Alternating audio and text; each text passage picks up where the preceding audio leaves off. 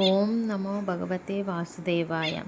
విజయనగరం సమీపంలో పద్మనాభం కొండపై వెలిసిన శ్రీ అనంత పద్మనాభ స్వామి వారి ఆలయ చరిత్ర. ఈ స్వామివారు ద్వాపరయుగంలో వెలిసిన అనంత పద్మనాభ స్వామి వారు. ద్వాపరయుగంలో పంచపాండవులు అరణ్యవాసం చేసిన తర్వాత అజ్ఞాతవాస సమయంలో ఈ శిఖరం మీద కొంతకాలం ఉన్నారట.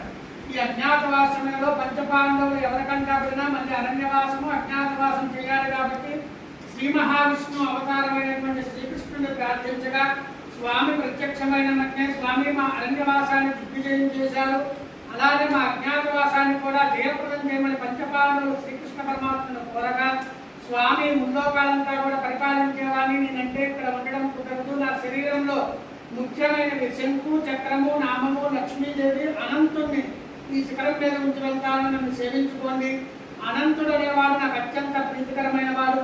భాద్రపద మాసంలో శుద్ధ చతుర్దశి నాడు అనంతవ్రతం అనేది ఒకటి ఉంది. ఆచరించినట్లయితే విజయాన్ని పొంది రాజ్యాప శక్తులు అవుతారని చెప్పగా పంచపాండవులు స్వామివారిని సేవించుకొని భాద్రపద మాసం అనగా మనకి వినాయక చవితి అయిపోయిన తర్వాత పౌర్ణమి ముందు రోజు చతుర్దశి రోజున అనంతవ్రతం ఆచరించిన తర్వాత విజయదశమి కల్లా వాళ్ళకి విజయం చేకూరి వాళ్ళ రాజ్యానికి వెళ్ళారకండి. అందుకే ఆ రోజు విజయదశమి పేరు అప్పటి నుంచి అనంత పద్మనాభ స్వామి వ్రతాలనేవి ప్రారంభమైనవి.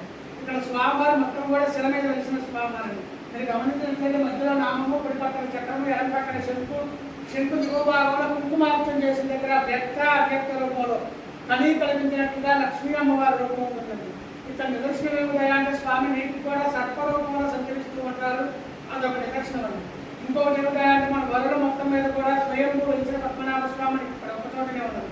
కేరళలో త్రివేంద్రంలో ఉన్న స్వామి వారు కూడా ఋషులు ప్రతిష్ఠించిన విగ్రహం తప్పితే స్వయం వ్యక్తం కాదండి. కిందన కుంతీదేవి ప్రతిష్ఠించిన మాధవ స్వామి వారి దేవాలయం ఉంది. పంచపాండవులు తల్లి కుంతీదేవి వాళ్ళ కుమారుని అరణ్యవాసానికి అజ్ఞాతవాసానికి వెళ్ళాలని చింతతో 5 చోట్లకు తీర్థయాత్రలు చేసిందట. ఈ 5 చోట్ల కూడా మేనల్లుడు అయినటువంటి శ్రీకృష్ణుని ప్రతిష్ఠించుకుంటూ వచ్చింది. ఎందుకంటే పంచపాండవులు అరణ్యవాసం అజ్ఞాతవాసం మీద శ్రీకృష్ణ పరమాత్ముడు సహాయ సహకారాలు అందించాలని కృతజ్ఞతతో మేనల్లుడిని ప్రతిష్ఠించుకుంది.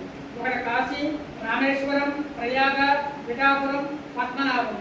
కాశీలో బిందుమాధవ స్వామి, ప్రయాగలో వేణుమాధవ స్వామి, రామేశ్వరంలో సేతుమాధవ స్వామి, పిఠాపురంలో సుందరమాధవ స్వామి.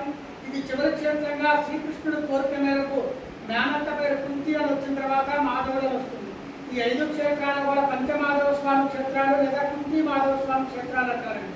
వీరు సామ్రాజ్యానికి వెళ్ళిపోయిన కొంతకాలానికి మన విజయనగరం సామ్రాజ్యం పూసపాటి గజపతుల సామ్రాజ్యం ఏర్పడిన తర్వాత విజయనగరం రాజావారి కల్లో స్వామివారి దర్శనమిచ్చి ఈ టెంపుల్ గురించి గురువుగారు చాలా బాగా ఎక్స్ప్లెయిన్ చేశారండి. ఎవరైనా వెళ్ళకపోతే తప్పకుండా వెళ్ళండి, చాలా బాగుంటుంది టెంపుల్. నేను పూర్తిగా వీడియో తీయలేకపోయాను, నా ఫోన్లో ఛార్జింగ్ అయిపోవడం వల్ల. గురువుగారు చాలా బాగా చెప్తున్నారు.